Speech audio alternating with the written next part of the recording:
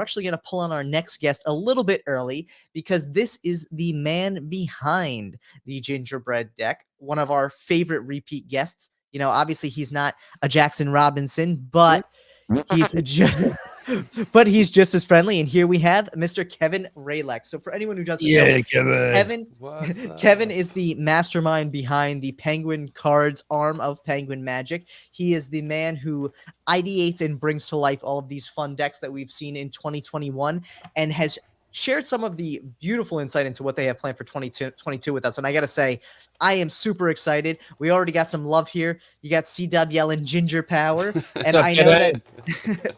So Jackson is in the design mode there. So What's all up, we're getting guys? from him right now is the vocals. But dude, he's killing it with this back design too, Kev. What are you thinking on this thing? What is this tablet that you're working on, Jackson? Is this like the Wacom XXXL? This is the Wacom Cintiq 32 Pro.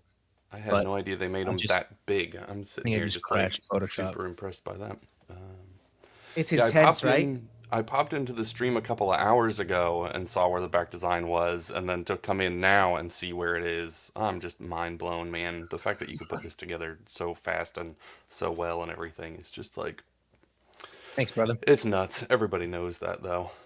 I mean, the funny part about it, too, yeah, like you said, Kevin, I mean, even where he started with that little sketch that he did earlier, like, that was a quick 30-second glimpse into the workings of his mind there, and to see this come to life is something else.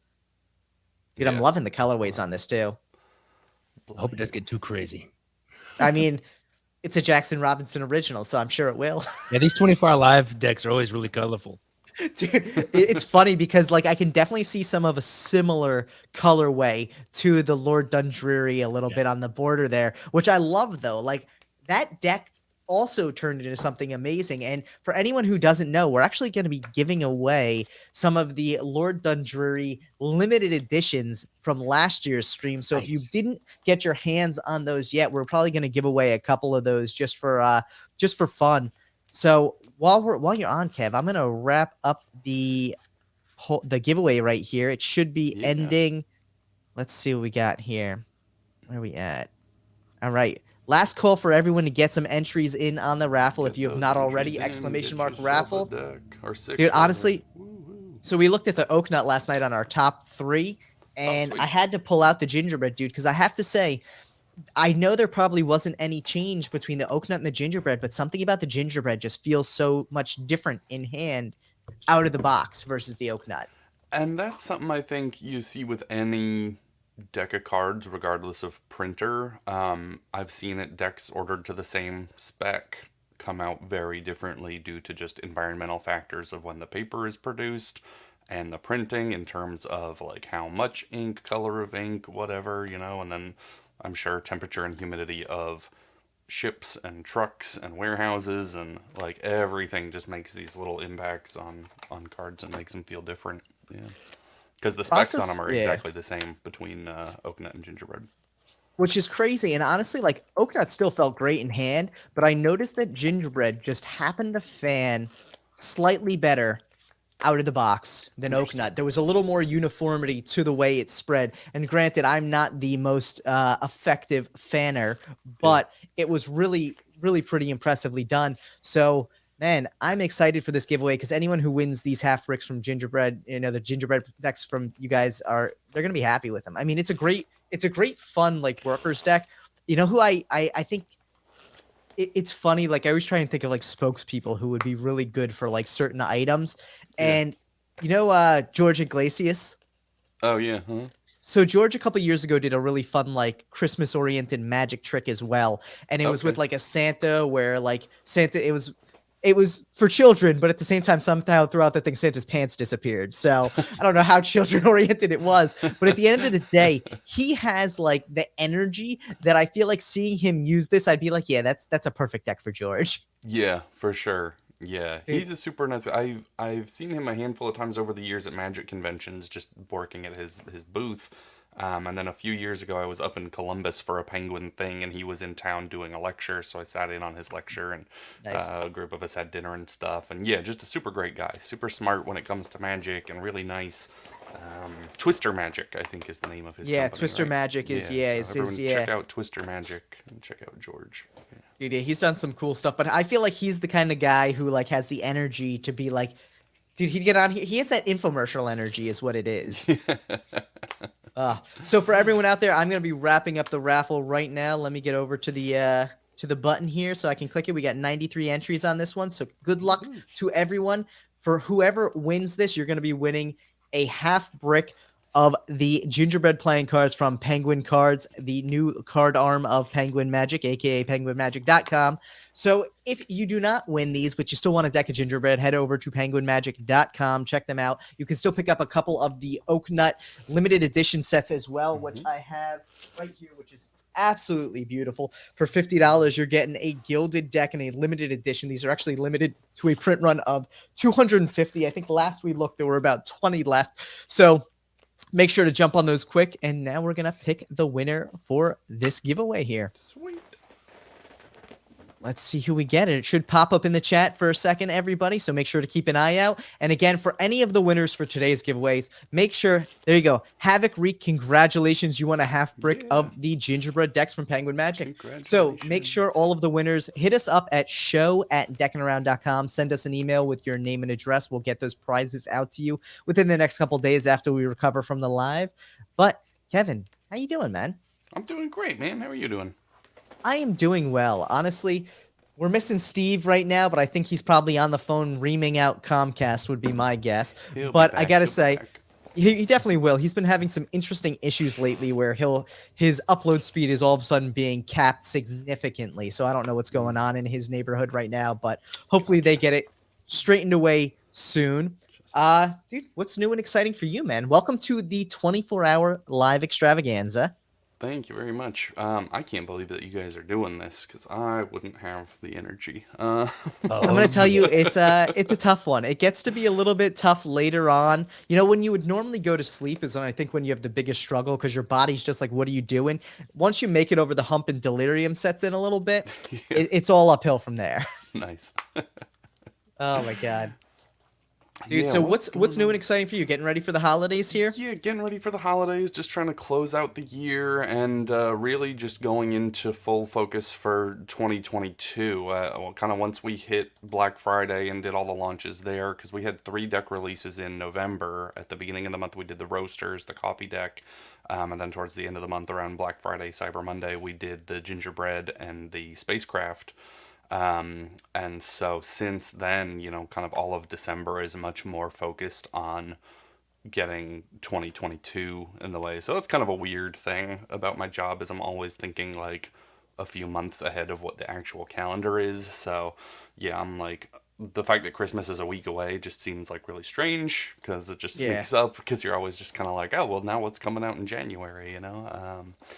So yeah, no, we have a great pipeline for next year. The majority of our designs are done, and so now it's just a matter of production and photos and all that fun stuff. But yeah, I'm really excited to show everyone what we have coming up.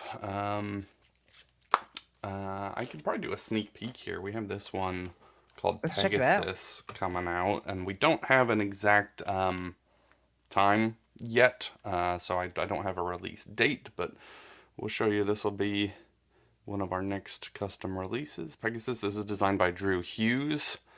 And, oh,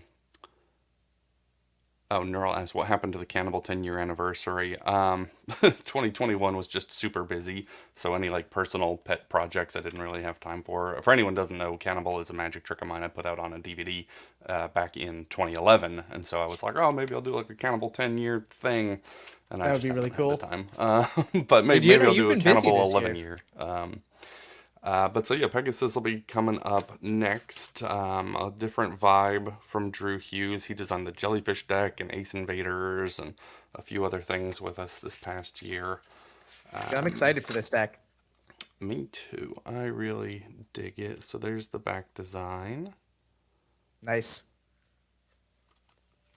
I love it. It's funny too because it has a very like old school colorway in the sense of that blue and white, which always reminds me of like old like Chinese pottery, or like in the early Gotcha. 1900s, late 1800s. There's a brand called Wedgwood which does very similar pottery with those blues and whites. Looks Okay, I beautiful. don't know them. When I think of blue and white pottery, I think of like Blue Danube, which I guess is like Dutch. So there's the jokers. We did these Oh, that is diptych jokers. so dope. So with the whole Pegasus theme, we just embraced the Pegasus myth. So we started with the back design. We said, okay, cool, we're going to do this Pegasus deck. And then as we move forward, we decided to just embrace the myth. So this is the Chimera. So nice diptych there. Boink, comes apart onto your two jokers.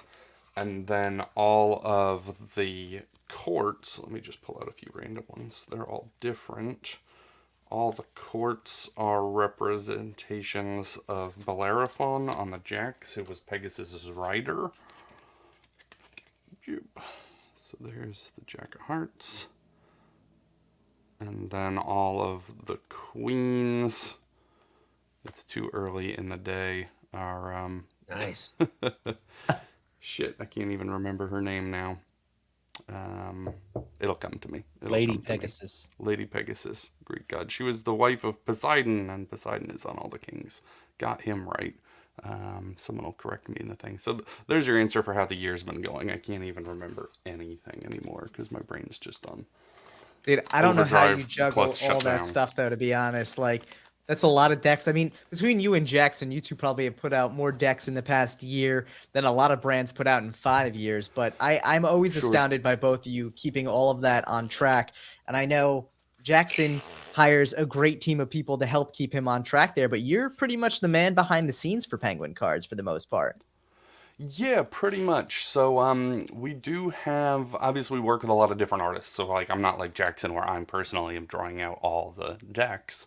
So I'm much more in like a logistics and management kind of position overall. So a lot of the ideas and themes do come from me, and then I'll go look for artists either who we've worked with before or new ones. So you look at portfolios and you look at styles and you just kind of see like, if we want to do whatever, a Pegasus deck, like who's going to have a style that we think works for it. Um, and so it's a lot of putting together of pieces, of making sure that all the art generally gets done within a certain time frame, keeping an eye on production because, production takes a while in terms of proofing and then printing and then shipping, and then Yeah. having them come in time, get all the photos done, videos and stuff. So lately, for the last few releases, our team in Ohio, Nick Licapo, has been doing our overview videos. He does a great job with those. We do have a photographer, Corey, who takes all the photos of the decks lately.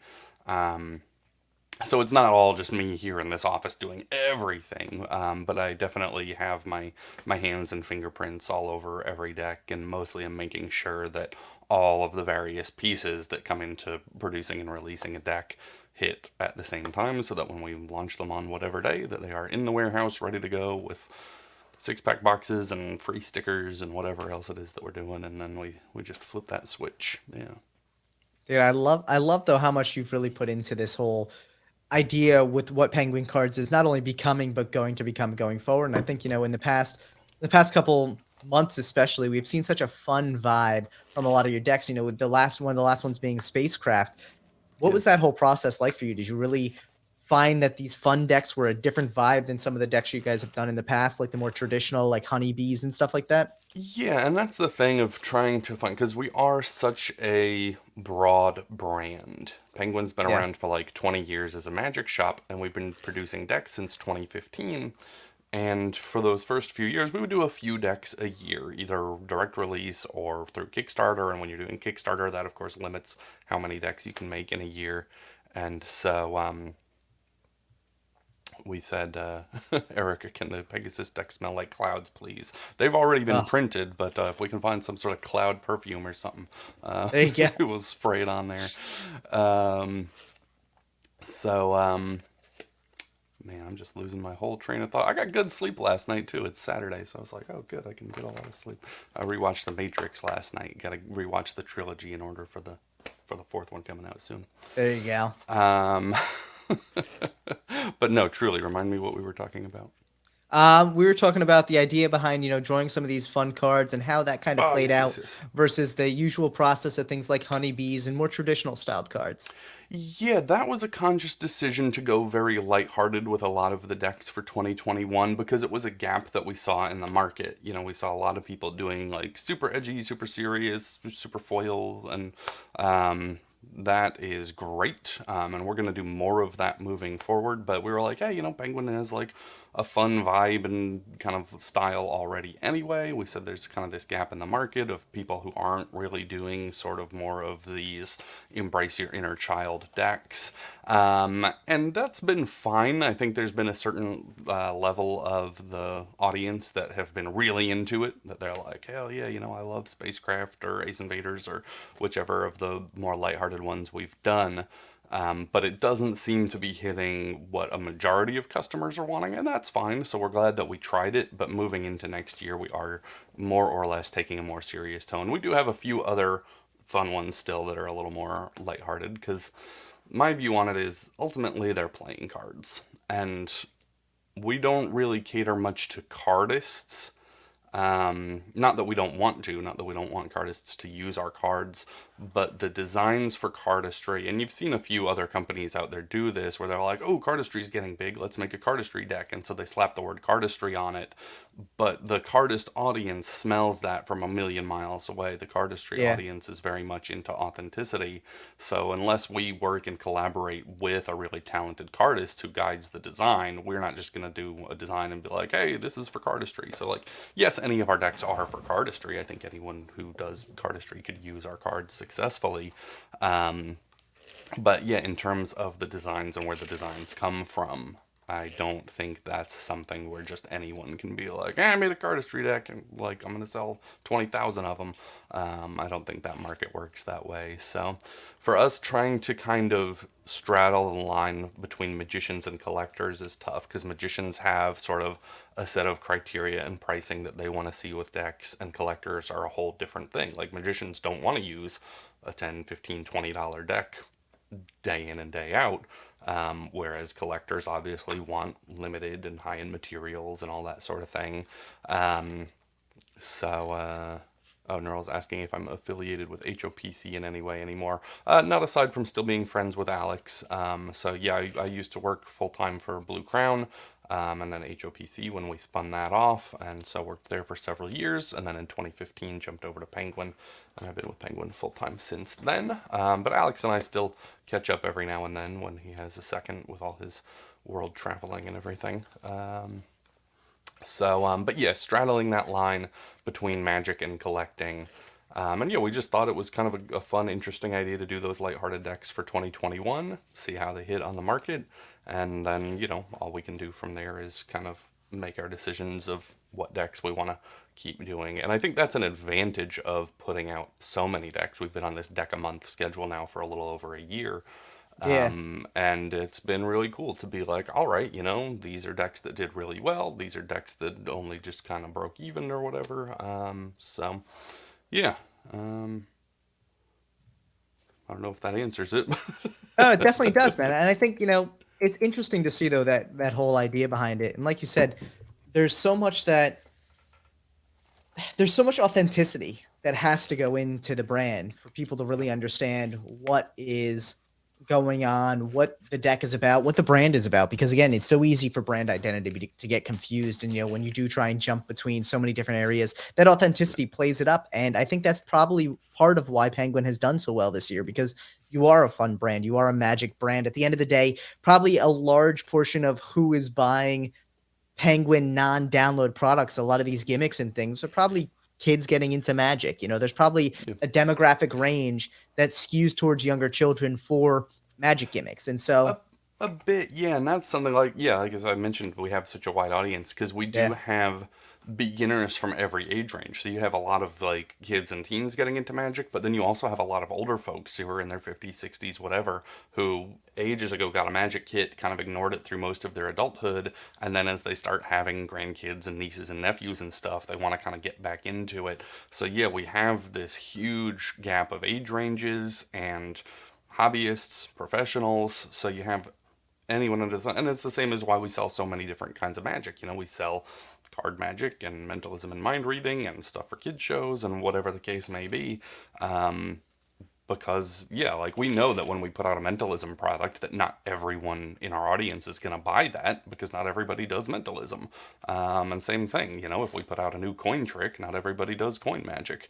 But we have all of those various customers in our base, and so same with cards, you know, and so that's why we have like the elite bicycles, because we have magicians who just want that standard rider back look, but they want that thin crush feel, and they want them really affordable, so we have that. Yeah.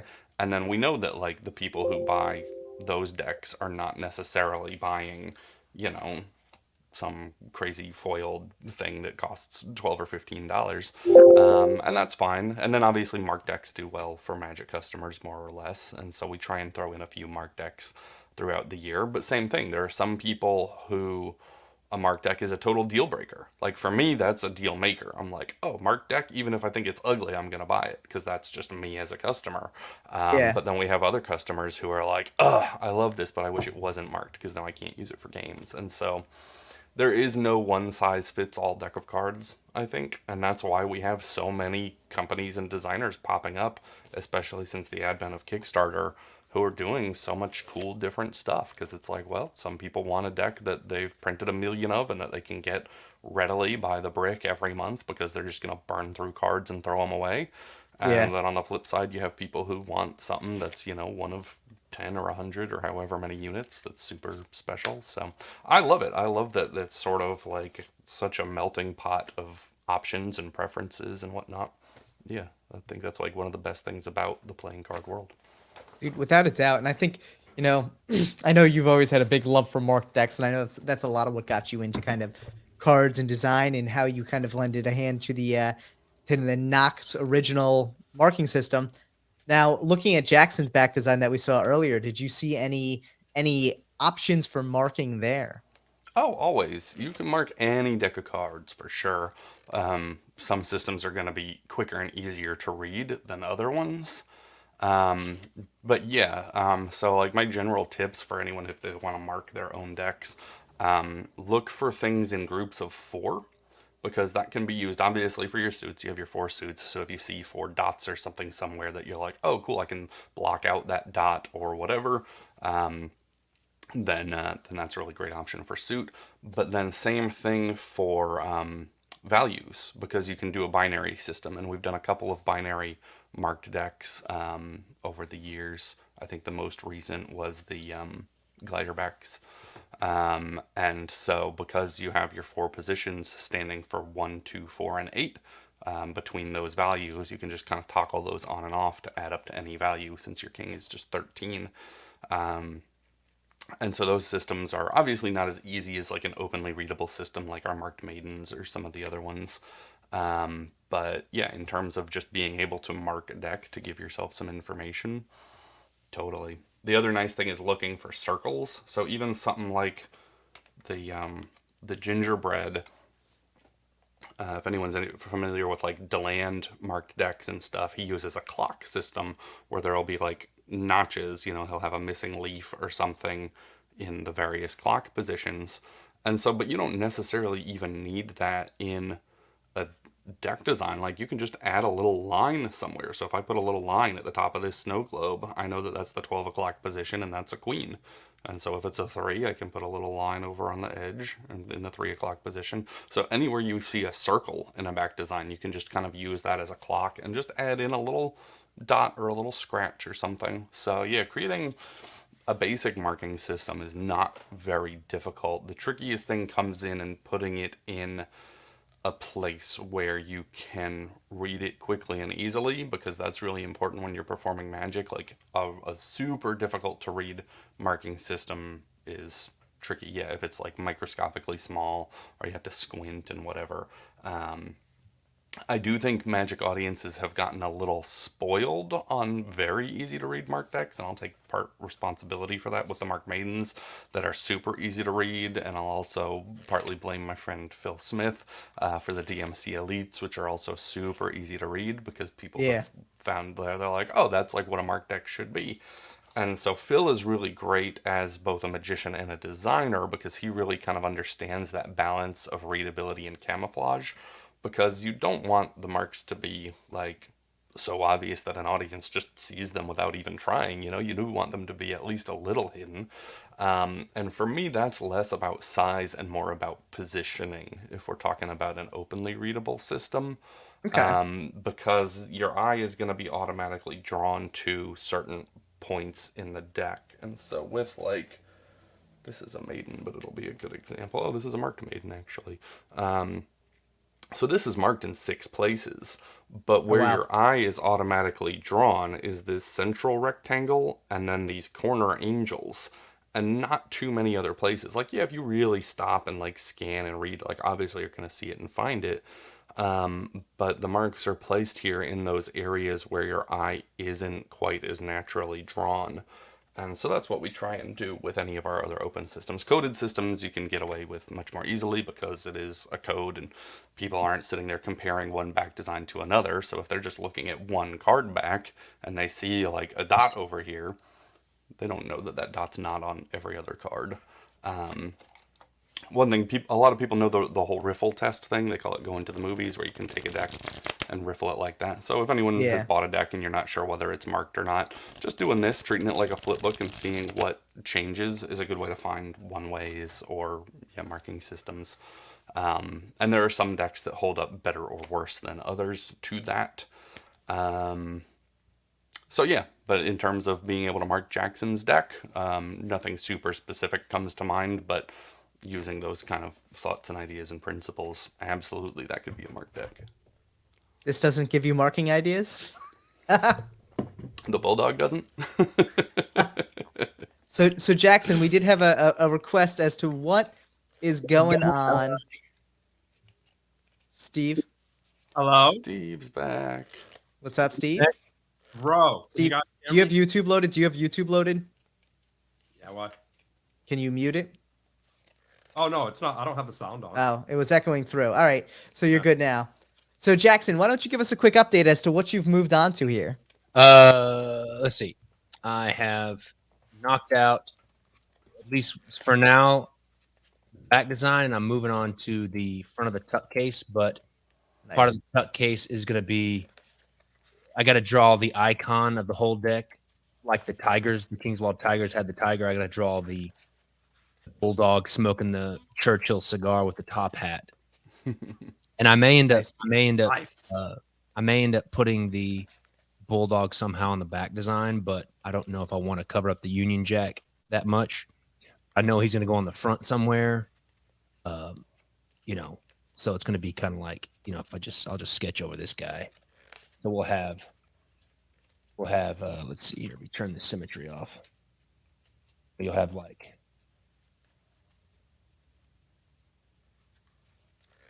his limey top hat. Oh, that's awesome. He'll be smoking the big cigar like this. Nice. What up, Evan? What's going on, Steve? You've been missing all the buddy. fun. I know, man. It's good to see you. It's good to see you. Likewise. Yeah. Sounds like Steve's internet's just barely holding on. Yeah. Why is it all yeah. screwed up again? Yeah, you're all choppy and robot-y still.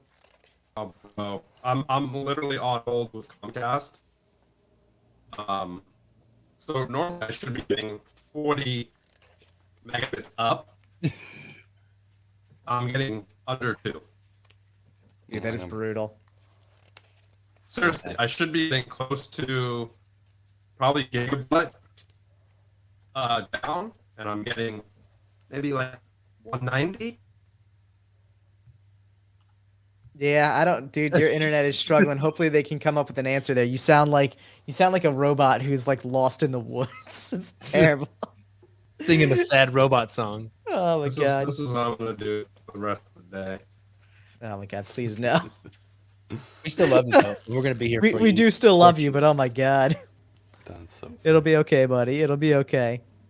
So now, Kev, a lot of people were asking, first off, everyone always comments on the sheets you have in the background, which I always love. Yeah. But one of the questions that came in that I thought was interesting was someone asked what your favorite non-marked deck to mark specifically like yourself is? Oh, tally-ho circlebacks. Yeah. Easy question. Easy answer there. That's funny. Yeah. I did see someone else in the comment. They asked if the room deck was marked, and I assume they meant the room 237 deck. So if you're asking Yeah. about these ones in my room, this one is marked. This is the marked David Blaine Split Spades. The room 237 deck is not marked.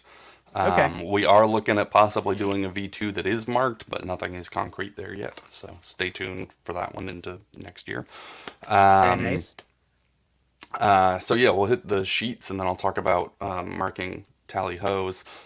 This is my bicycle lefty deck. That was the first deck that I ever produced. It's a left-handed bicycle riderback deck, so standard red riderbacks, and then I flipped the index corners. So instead of the indexes being in the upper left and the lower right, they're in these two corners because that lets you do stuff. So it was a thing. It came from just one move called the peek. So most magicians are right-handed, which means they hold the deck in their left hand, and then if they're going to riffle the corner, they're riffling the index corner. For me as a lefty, I hold the deck in my right hand and I deal with my left, and so the natural position for me to do a peek is a blank corner. So I was like, oh, it'd be great to have it, on the other side. And so that's why I made the lefty deck, and it has some cool applications for things called like reverse spreading in Magic, and you can mix and match a lefty deck with a regular deck and do some cool kind of changes and mirror effects and stuff like that. So yeah, that was the first thing that I ever put out, self-produced. And then this one is the V1 of my Tally-Ho gaff deck. I've just always been a fan of Tally-Hos, and I also make gaffed cards. I've been doing that for a long time, either trimming cards or splitting them apart and gluing them back together, that sort of thing. And a while back, I want to say it was like 2012, 2013, like the most requests for handmade gaffs I had was just for like Tally-Ho double backers and things. And so I was like, this is crazy. Like these should just exist as factory prints. And so I did a whole mixed gaff assortment print with Uspc on Tally-Ho, and we did just a few months ago do a V2 with Penguin, so those are available on Penguin, the V2, with lots of Tally-Ho mixed gaffs. This one I mentioned is the Blaine Split Spades marked deck. I got this from Aaron Prinz. I'm only aware of like 4 of these existing. He's not sure how many there were, but so this was a general retail deck. These were sold in like Target and Walmart and all that sort of thing. The decks themselves, and it was just one of my favorite marked decks back when it came out, because I love the split spade designs. I'm a huge fan of Mark Stutzman and his design work in general. And then when that marked deck came out, because it was super affordable, and a lot of magicians were really bummed, and I get that, because it was like, hey, here's like a good, great marked deck that was being sold for like $750 or something, I think was the retail price. They're like, but they only stayed on the market for a year or two, so they're kind of tricky to find now. But yeah, there was a time where I had a whole stash of them, because I was like, I'm just going to use the heck out of this deck. Nice. And then this one over on the end is the Curators from Emmanuel Jose, his transformation deck, and we had produced that at HOPC, and then he did his subsequent decks on his own through Kickstarter. But Emmanuel's a great guy and super talented artist, so I have uncut sheets of all of his transformation decks. I need to get those framed, but I only have so much wall space. That's always the issue there. Never enough wall space, especially for uncuts. Enough. Yeah, and I wound up buying one of those big artist portfolio bags that artists can carry around like their big artwork and stuff in, because in addition to my genuine uncut sheets, I also have a lot of proof sheets from all the various projects that I've done over the years, and I hate to just like throw those away, so I've got a stack like this thick of just like uncuts and proofs and whatnot that are just zipped up in an artist portfolio bag and stashed under my couch because I have nowhere else I can like physically put it. Oh my god, man. So, yeah, maybe that can be a stream one day. Maybe we'll pull out all the big pile of proofs and look at all those. That would be a fun time to check all that out, man. No joke there. Right. And so then as far as art decks, is this one? Oh, it is. Always love that when things are right at hand. So in 2016. So many times over the years, I would Ryan, sit thank you for down- the support, Ryan. Sorry to cut you off there, Kevin. Ooh, Ryan, yeah, thank you no, for the no support. sweat. We're now changing Jackson's name to Union Jackson. Union Yes. Jackson. I was on. Yeah, when I came in earlier, he had a different Nice. name, and then when I came Yes. in on this, he was Mr. Bacon. I didn't know that's what you guys were doing. That's awesome. Yes, people are able to change his name anytime they'd like. So, Yeah, Tally Circlebacks, just generally one of my favorite designs, especially in blue. nice. And I used to just, over the years, I would sit down with those or with fan backs and just kind of look at them real close and see, if there was a marking system that I like. Because I really like openly readable system. Coded systems are great, they're workable, but nothing is as fast and easy as just something that's openly readable. Steve is like going into Stranger Yeah, Things Steve's over there. playing with his filters when he shouldn't be. We can't hear you, Really- Steve. Yeah. Really shouldn't And play with your filters in public.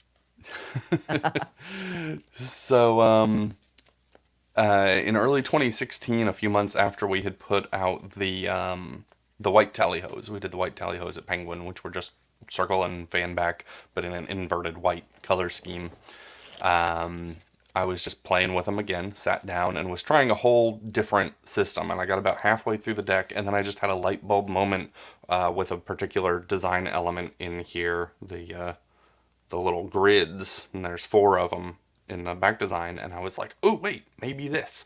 That's really cool. And so saw it, did the second half of the deck that way, and was like, okay, that's cool. But I was putting black marks on a white and black deck, and so then I busted out a regular one and was marking up the whole deck, and my wife came home from work, and I had the whole kitchen table covered out in cards that were drying, and she's like, what is this? And I was like, oh, I have a new marking system. And so I published it. I did a small run of booklets. I call it Mainframe. I printed like 50 of these booklets and put them out at the Tricks Convention, which is a North Carolina-based magic convention that happens every fall. And so put that out, and then just kind of had it on the underground. I've never really publicized or advertised it, but once in a while people chat and they're like, oh yeah, check out this. So yeah, this is an openly readable. I'm not going to fully tip it, but if you happen to spot it in the visual here, then that's fine. So I'll let everyone get a good look, but I won't explicitly go into detail on it. And so yeah, this is a self-applied marking system. That's And really so cool. for me, this is a back design that I just absolutely love to use. And so the marked decks that I use the most often are just factory printed, like the marked maidens is what I tend to use the most, because time and convenience are certainly factors. But yeah, if I'm wanting to use a deck, and especially these, then yeah, in terms of a deck that I sit and mark myself, this is definitely my favorite, but I am also very biased. So I know that took a fair long enough, time but you're from when allowed the to be question was biased. asked to when we when we got the answer out, but yeah. You're allowed to be biased. That's perfectly fine. And so we had a question I'm going to bring back up with the points everyone sees in chat. For anyone who's new to it, we introduced a loyalty point system to the channel in the past couple weeks. We've been building them up and tweaking it. In 2022, we're going to be adding things to a loyalty-driven store where you're going to be able to redeem those points to interact with Steve in my video and audio automatically. So you're going to be able to do things like play the fart song, which everyone loves, on the audio there. We're going to be able to do things like change the colors in the background, add face filters to Steve in my face, all of this crazy stuff, all using loyalty points, as well as the ability, once we tie it in, for the loyalty points to allow you to buy merch, such as the Deckin Around hoodies that Steve and Jackson are wearing, Deckin Around t-shirts, mugs, all that fun stuff, which you can find now on merch.streamelements.com/deckinaround. But you're going to be able to use those loyalty points as well. So the more you watch Deckin Around, the more you chat and stream, the more points you're going to get. Sweet. Yeah. I was going to type all that out. I'm like, it's so much easier to just say it. I should give people a link to the actual site though. Yeah. Yes, so it should pop up every like 25 minutes. It's been popping up in the chat, but let me see here if I have it on my copy paste. I have so many links I'm sending around today. Let's see. There we go. Here's the merch link in the chat for anyone who wants to check out the cool merch you can pick up for Deckin Around to support the channel and show your Deckin Around love. We got the ones with logos on it. We got ones with Steven, my face on it. There's some really fun ones out there. And while we're talking on awesome stuff, we're actually going to kick off this hour's giveaway. So let me go in here and kick off this hour. We are doing a giveaway for a mixed half brick from TCC and Deckin Around. So you're going to be getting some really fun decks there for everyone who wants to jump in on this raffle. Just hit !raffle into the chat. You'll be able to get your entry in. Again, we're doing a mixed half brick from TCC and Deckin Around. That is us. Obviously, if you haven't checked out TCC's work in the past, TCC does some amazing Magic work. They've also been doing great playing cards like the Arc playing card brand, like the Card College decks. They just came out with the Fluid Arts, which we saw a giveaway for earlier. TCC is really doing a lot of fun stuff in the Magic community, and they keep touching on one of the things that I keep telling everyone out there to get on board with: Magic on Kickstarter, because I think there's such a great marketplace for creators to really start testing their gimmicks and their Magic items to a larger market. And if they don't fund, it just means you got to go back to the drawing board. So definitely make sure to check out all of the great stuff that TCC is working on. Give them a follow on Instagram and check out their latest campaigns. I think they just wrapped one up under Arc playing cards, which was the Azure Dragons. I think it might either have just ended or it's ending this week. So definitely make sure to check those out and make sure to get your raffle in, !raffle in the chat. Dude, Kevin, I'm waiting for you guys to start doing some Kickstarters too, because I really think, well, first off, Penguin just released a, was that with Penguin? I think was it you guys who just released the magic trick with Ali Asfor?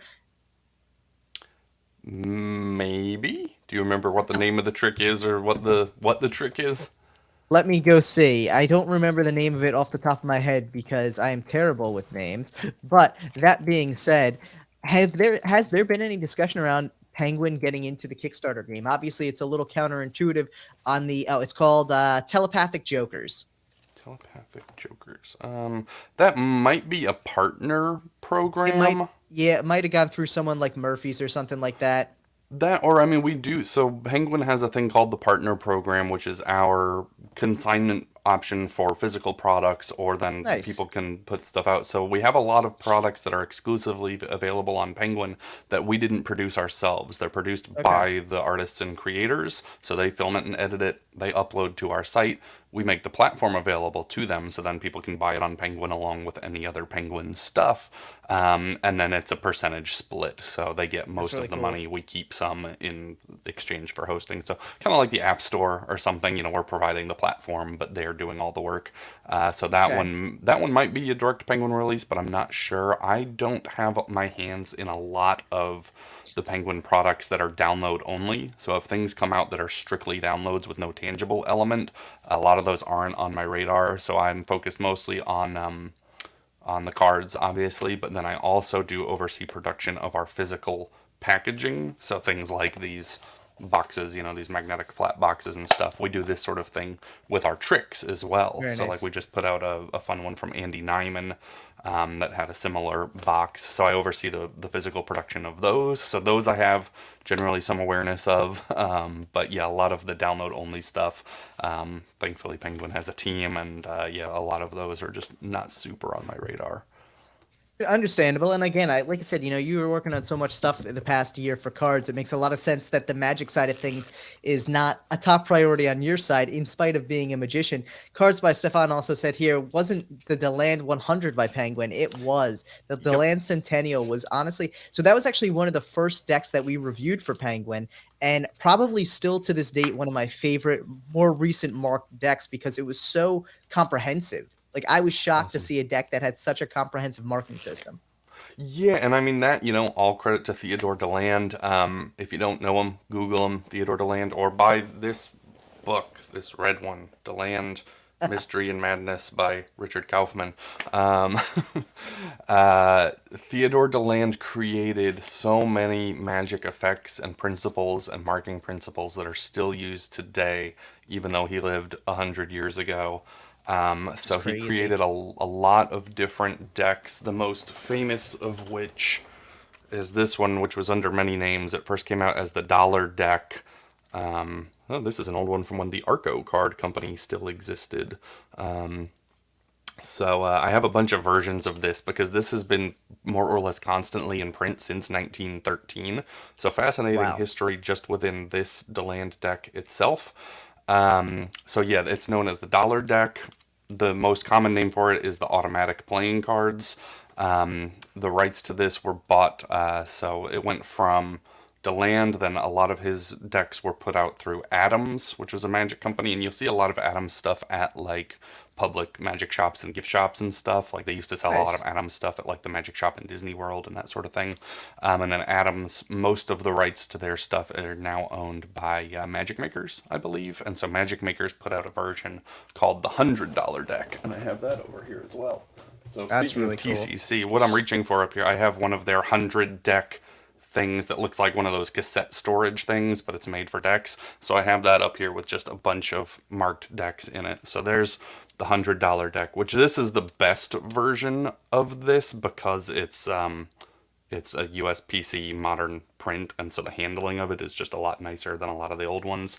Yeah. But so this has like thousands of marks in it because you have one corner tells you the suit and value of the card you're looking at. This tells you the suit and value of the bottom card of the deck. And then all these other circles also tell you positional information because the deck is in a stack. It's in the size 7 stack, which is a cyclical patterned order. It's very easy when you look at that order to see what That's the really stack is. This is probably in stack. Yeah, it is. So, I mean, just from seeing those few cards, you could suss out what the size 7's pattern is. Yeah. So yeah, he didn't develop that pattern, but he used it in most of his decks. And then he didn't invent like clock style and dial type marking systems, but we talked earlier about like adding a clock style, so you can see that there's 12 dots around the corner there, and then 4 inside. So that is his most well-known one. But then if we're talking about, ooh, knock some things over. Pardon me. So these were the Centennials that we talked about. And so the originals both were blue. I can bust out the originals as well. I know this makes it What's look up, like so Steve? pre-prepared, but I Can you just guys have hear my me? things. Yeah. Yeah, we can hear you. We're all good. Yeah. So come I here can hear were myself old on some original system? ones. These are not originals. So the first ones, these both came out in 1919. And so that's why we did the Centennial Edition. In 2018, I pitched it to my bosses. I said, hey, oddly enough, next year is this centennial anniversary of a few of these Deland designs.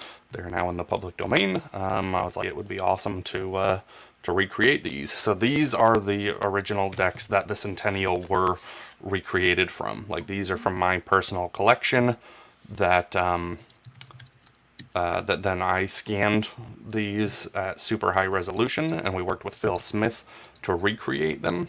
So that was the Daisy deck. And then this one is the Nifty deck. So looking at the originals, you can see there that they're both blue. And so Nice. one of the first things that I wanted to do was make this a matching set. Like there's so many magic tricks and things that you can do with, you know, having a red deck and a blue deck. So rather than having them be the same color, we went with 2 different colors. So we went burgundy on the Daisy and switched that. But the blue is pretty close to the original.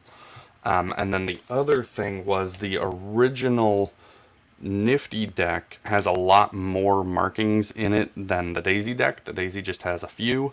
And so then we wanted those to match. And so we changed what some of the markings were, and also changed the order of the suit. So like I mentioned, the stack that was used was that size 7 stack, which goes in a clubs, hearts, spades, diamonds order. But Deland, the way he marked the originals, the way that you would read it, the marks went DHSC. No, Interesting. DCHS. That's how they went. Okay. Deland's cards have superiority. That was his mnemonic for That's it. fine. But it didn't make sense to have your deck going clubs, hearts, spades, diamonds, and then your markings to start on diamonds. So there was kind of a mismatch there. So we changed that to make sense to where it matched the stack. So yeah, we made a lot of tweaks and adjustments and things. And then we changed the fronts a lot. the old tucks are not something that I show publicly, and so we'll show this out of historical interest, so nobody should read anything into this in terms of the design itself or the fact that I own them, but obviously there's a design element there that would be really problematic to put on a modern deck of cards. Like I said, this original design was created in 1919, and so you see a lot of historical decks that did use that in their designs. Obviously, that was from a very different time period when a certain meaning and ideology was not associated with those decks. So that was obviously, we said, well, we have to recreate the fronts of the tucks, and so we did these Centennial. Maybe I should put them both right side up. Yeah. So yeah, I think we still have a few of these, and then we did some really nice gilded ones that come in a double deck box set, and we might have a couple of those left as well. But yeah, super nice. Which these are actually MPC prototypes. Oh, nice. So even more rare.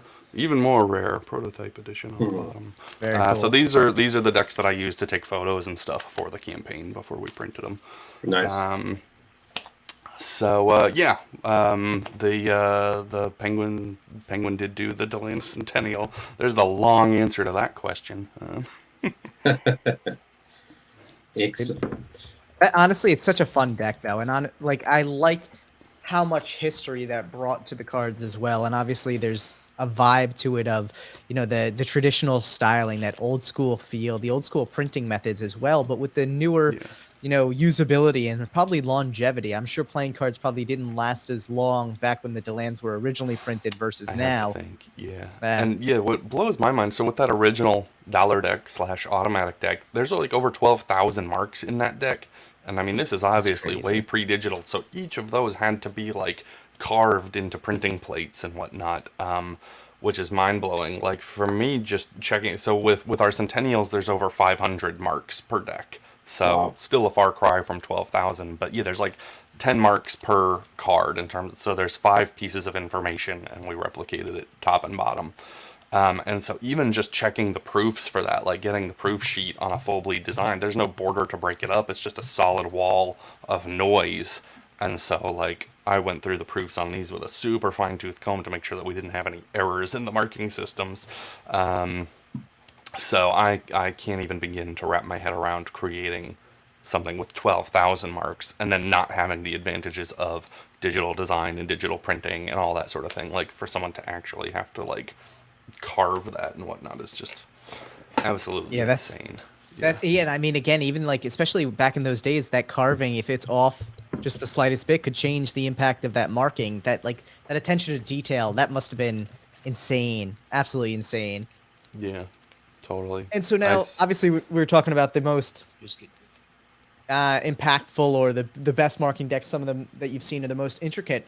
How often have you come across decks when people are originally trying to make a marked design and they don't actually work as well as people initially think?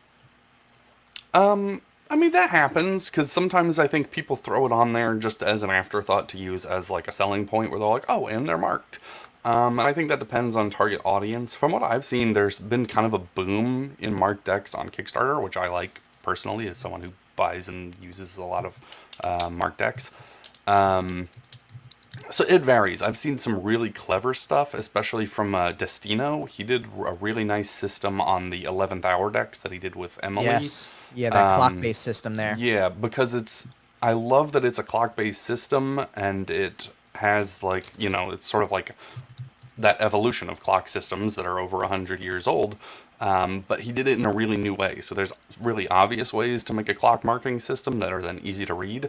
But he threw in some really clever layers of camouflage that, like, you look at a card and it's pointing it to a clock. That doesn't mean that it's a 2, which is what most people would do.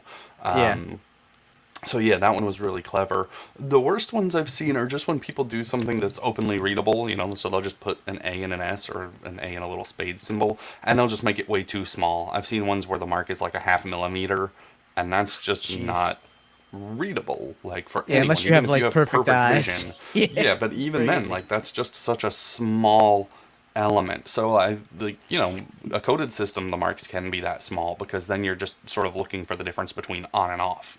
It's like either a dot is there or it's not, and so as long as you can like see a dot, then that's fine. You can read it. But yeah, when you're talking about something that is like equivalent to less than like a 6-point font, nah, not so much. That's crazy. Right. Yeah.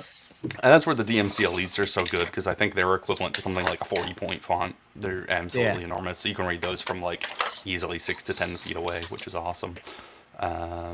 So yeah, some fun stuff. And then I saw someone had asked a question about a marked deck here in the chat. Let me go back and see if I can. Someone asked if you had any thoughts about marking the room 237. We do have some thoughts. That's something that we still haven't quite cracked. Oh, here it was. Neural had asked what the deck is that comes with the Deland book. That one is really interesting. That is a mixed deck of gaffs. So it's actually called the Mystery and Madness deck. I have that one at the ready as well. So the book, the big red book behind me here, is huge and awesome, and Richard, he spent like 20 years working on that book, doing all the research and writing for it. It's absolutely incredible if you want to learn more about Deland. But so you get this USPC Mystery and Madness deck, which is recreations of a bunch of Deland tricks. So you get just like this cool assortment of like wacky gaff cards and things. And so some of them are rider back, so they would work with whatever nice new stuff. This is a cool one. It's called the Devil's Own Trick, which is a marked packet trick. So it only involves like 8 cards, but this little spread of cards that you see on some Deland Jokers actually has marks in it that tell you about. It's like a precursor to like his full marked deck, because it's only 8 cards, but they're cyclically stacked 8 cards.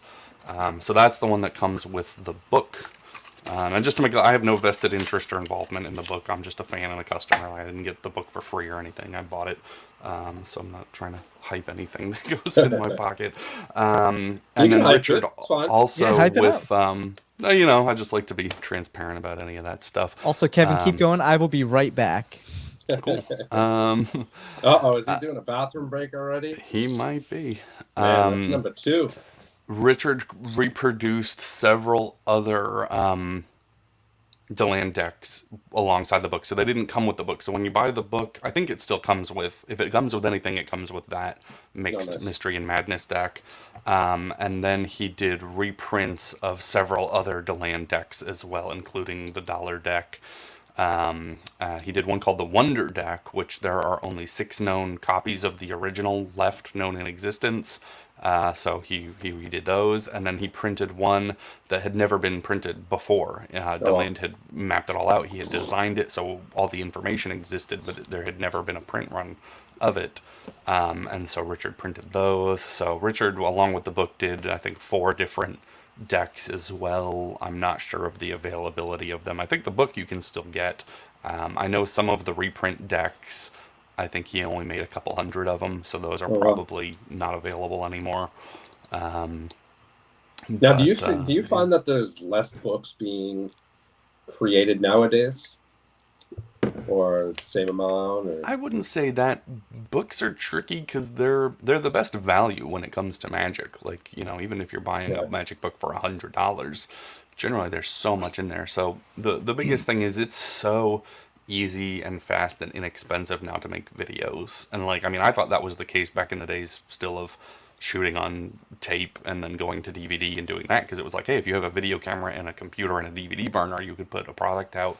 But now people are making Magic downloads entirely from their phone. They shoot, edit, upload, and sell all from one device that we all have, which is a double-edged sword, because on the one hand, you don't have to own like a really expensive studio. Like way back in the days of Magic VHS tapes, it was really expensive to put out a Magic video. Like you had to go through a company. And so the accessibility and the quality and inexpensiveness of the technology has really democratized it, that anyone with any idea can put it out there.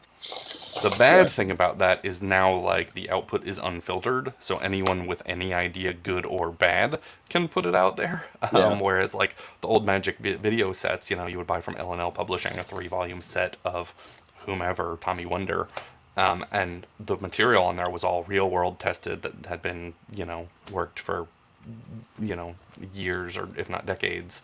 Right. So with books, that's the tricky thing as well, is they're really a labor of love. So for people to put together a book now versus a video, like if I have an idea, it's so much faster for me to put it out on video versus take the time to write it and then do the layout and get it printed and all of that. So that said, we still do see a lot of books. Penguin puts out a lot of books. We have a lot of good stuff for Hermetic Press in our 2022 pipeline. I can say that the new edition of Sonata by Juan Tamariz will come out in 2022. That's something that I know people have been waiting years for, but it's finally been done with writing and layout and proofreading and everything. So that's actually going to print very soon. Nice. And we have a lot of other cool stuff. But then, yeah, like Vanishing Ink has been putting out a ton of books for the last several years. So yeah, books are still super prevalent and still always coming out. But yeah, I would say like if anyone's just wanting to kind of cut through the noise of Magic releases, because we get bogged down by deck releases and how there's 20 new decks a week. Right. There's that even much more Magic coming out onto the Magic marketplace all the time in terms of especially video downloads. But yeah, like buy downloads. There's nothing wrong with it. But if you're really wanting to get the best value for your money, buy one Magic book every month for $50 to $100 rather than 5 or 10 Magic downloads. So yeah, that's makes so a lot yeah. of No, sense. book. I don't think that there's a super decline in the number of total books coming out. There might be. I don't have any kind of data for that, but yeah, there's still new ones coming out all the time. I forget the name of the company. They're based in England. They're doing the Roy Walton reprint. Roy Walton just passed away within the last few years. Great Scottish card magician, really creative and created a lot of great magic. And so this trilogy of Roy Walton books has been off the market for a long time, and they're just now being reprinted in what looks like a really nice quality. And so those are very much on my list. I'm like, oh, I got to pick those up. So yeah, I buy way more books than I can read. If that answers things. Dude, I love the fact that I Magic think books are Steve's still a muted. thing. He might be muted, yeah. I love the fact that Magic books are still a thing, though. I think it really harkens back to the original days of sharing that knowledge, and hopefully that never changes. I'm waiting for the Magic industry to get to the point where instead of being solely download or book, they get into the whole ebook format, And I think some brands are probably starting to do a little bit of ebook because so many people read on a Kindle these days. It's crazy. But Yeah. I'll just like to clarify two things here. I'm definitely wearing pants. They are sweatpants and they are comfy. What'd you get to eat, buddy? Second off, a great friend of mine who I will shout out here, Mr. Bo Kremer. Uber Eats you me. like McDonald's Uber or something? Eats me. So a Wendy's hamburger and some chicken nuggets with ghost pepper ranch sauce. Woo. So my ass is gonna be on fire soon. Oh, nice. But it will be delightful. So thank you to awesome. Bo, who is an amazing individual. For anyone who does not follow Bo either, you need to go check him out. Bo is a great magician, a great video editor, and just an awesome all-around dude. He actually runs the socials for Murphy's too these days. So he's killing it Yeah, over there on the somebody's Murphy's doing this. YouTube. Yeah. We used to do some work at Blue Crown with Bo. We put out a couple of his tricks back in my time there, and yeah, he's a super awesome dude. Dude, Bo Dude. is an amazing gent for sure. Yeah. Yeah, Bo is amazing. Are we ready to do this giveaway? And then Dude, Yeah, let's bring our do it. next guest on? Let me see here if the entries should still be open. All right, there. Yeah, we're closing up the entries now. We'll give everyone another 30 seconds here, and then I'm going to press the button. So if you have not done so yet, Caitlin, thank you so much. Drink the hot sauce, please. My God. All right, fine. I will do it. Let me use it to dip my nuggets in first, but whatever's remaining, I will lick out of the container just for you, Caitlin. I will never forget this moment. Thank you. For anyone who hasn't gotten a raffle entry in, though, !raffle, make sure to hit that thing right there. And while you're at it, make sure to like the stream, subscribe to the channel. Also, give Penguin Cards on Instagram a follow because, honestly, there are going to be some amazing decks coming out this year. I only have I have three of the great decks that have come out recently in hand here.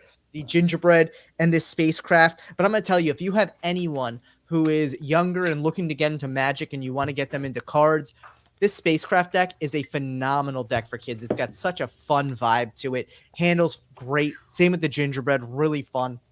So definitely make sure to check both those out. Closing up the raffle now, we have... All right. what do we have here? We have 102 entries on it. Damn, I'm proud of all you out there. We keep getting more and more entries every time. So thank you everyone for all of the support. James, you just snuck in under the line there too. I see it. James Malaris with the raffle. Nice. Let's see what we got here. And don't forget, guys, if you didn't get on this raffle, it is all right because we have raffles going on every single hour until we pass out on our computers at 9 a.m. tomorrow. So let's pick a winner on this one. And he should be popping up in a second there. Congratulations to this person who always drops in on our streams. I'm excited for this one here. Let's see if it pops up. There we go. Congratulations, Mepper. You have won a half brick from TCC and Deckin Around. Make sure to hit us up, show@deckinaround.com with your information. We will send you out those decks early next week once we get back out from our 24-hour extravaganza coma and we are able to function again. So I got to say, also for anyone new to the stream, because I see we are going up in numbers here, you will be getting your loyalty points shortly. Probably towards the end of the stream, we're going to be figuring out what a baseline for everyone is. It'll probably be around 10,000 loyalty points, starting out everyone for the new year with all these awesome points. But make sure to get your points in just by chatting, sticking around in the chat as well. And feel free to play some games with them. You can gamble, you can roll the 8-ball, you can duel each other, and you can go on heists with each other. So make sure to check that all out. Kevin, it was a pleasure having you on, man. Pleasure being here. Great seeing you guys. Jackson, it's great seeing you work Hey, there Kevin. in the background.